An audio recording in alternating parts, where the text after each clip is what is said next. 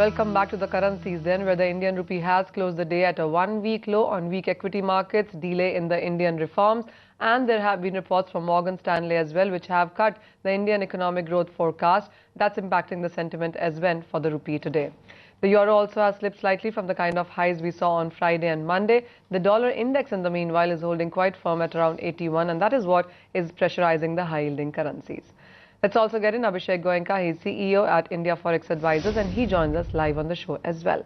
Abhishek, hi, welcome. While the rupee still is between that 55, 56, but there's a lot of choppiness and there's lots that's happening in the domestic markets to start with. Yeah, I think the markets are very choppy, as you rightly said, 55 to 56 levels. And internationally, yes, there has been some talks on bond buying from the ECB.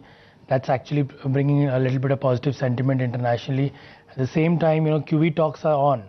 That's something which is positive. But one point to note over here is that the dollar rupee is not actually getting stronger, because of the growth concerns every day. The dollar is still stronger vis-a-vis rupee in the local market, whereas internationally the index has come down from 82.5 to 81 levels. So I personally feel that the local factors are so weak at this point of time that the international weakness of the US dollar is not able to make the rupee stronger. I think even if we see a QE happening, maybe we see some strength coming in the rupee, but overall I personally feel that rupee is likely to remain weak for the next 2-3 months. We'll talk about the international markets and the impact of that one, Abhishek, but how do you look at the delay in reforms, the political deadlock that's happening here, the inflation numbers which are still on the higher side, the trade deficit which is still of a bit of a concern, and not too many international agencies or brokers are very positive in India for the coming 3 months at least? See, of course, inflation is a concern, as we rightly, we have been seeing continuously, and RBI is not able to cut the rates, and if you're not going to see any capital formation happening, obviously you're going to see more and more rating agencies coming and downgrade India. India having a downgrade status is kind of getting priced up in the market right now. Most likely there is a possibility that there could be a downgrade happening. Now, I'm only concerned that if there's a downgrade happening, then there's going to be a flight of capital from India, increasing your borrowing cost, which is again going to hit the companies. So I guess reforms again is an agenda. We can always keep on discussing on that, but never know when the reforms are actually going to happen. But any kind of a diesel price hike or anything which is going to increase inflation, again rate cut is going to be a problem. So I guess it's a tough time, and we really don't know what is the kind of course going ahead. So I think we have to wait and watch for the range to break of 55, 56 to get a clear direction on the rupee.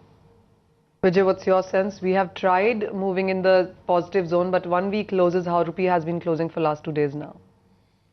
Manisha, I've been talking about 54.90 in the prompt month futures as being a maximum appreciation level for the INR.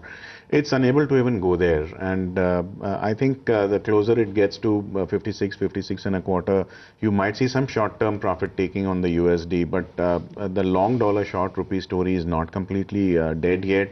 There is buying in the US dollar at lower levels, primarily when it goes closer to the 55, 55.10 levels, and I would still want to buy the USD at 55.10, 55.15 levels with a hope that I would be able to get away with a 1% profit in a real quick time. So as long as I'm getting profits on longs on the USD INR, I would like to go long at lower levels. Abhishek, what's your sense coming in for the international markets now? Because we did see 1.26 plus kind of levels for the euro, below that right now. The dollar index, as you have been putting in as bullish, it still is holding 81, but we've seen it come off its highs as well. So I think the important level to look at the dollar index is around 79, 80 or 80 levels. It's a 200-day moving average of the index.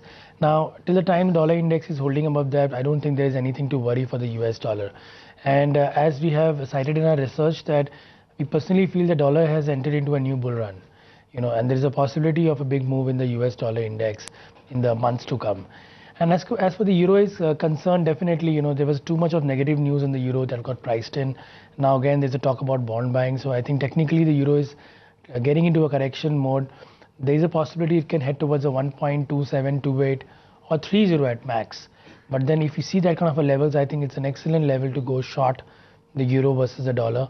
And it's a very good level for the exporters also to book euro dollar positions, keeping the dollar INR positions on. Uncovered. Dollar euro is what they can cover. Euro dollar is what they can cover at around 1.28 to 1.30 levels in case we get that. Okay.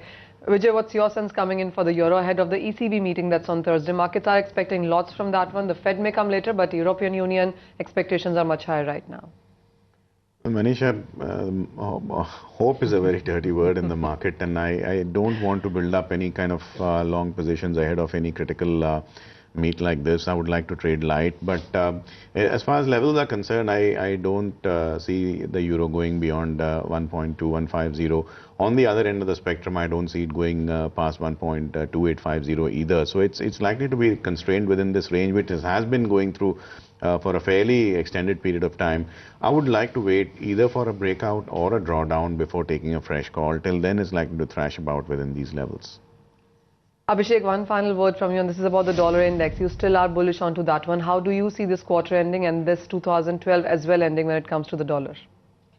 I think if we do not see much effect of the QE or the bond buying, which is expected in the market, then definitely the dollar index is likely to head towards an 84, 85, and that's a level we are looking at least by December end 2012. 84, 85 before 2012 end. All right, Abhishek, we'll let you go at that. Vijay, thank you too for taking time out for us today. So that's the view coming in for the Indian rupee, choppy but holds between that 55, 56 range. But look out for the dollar index gains. That is something that the markets are still expecting at this point in time. With that, out of time on Hot Commodity. Thank you so much for watching.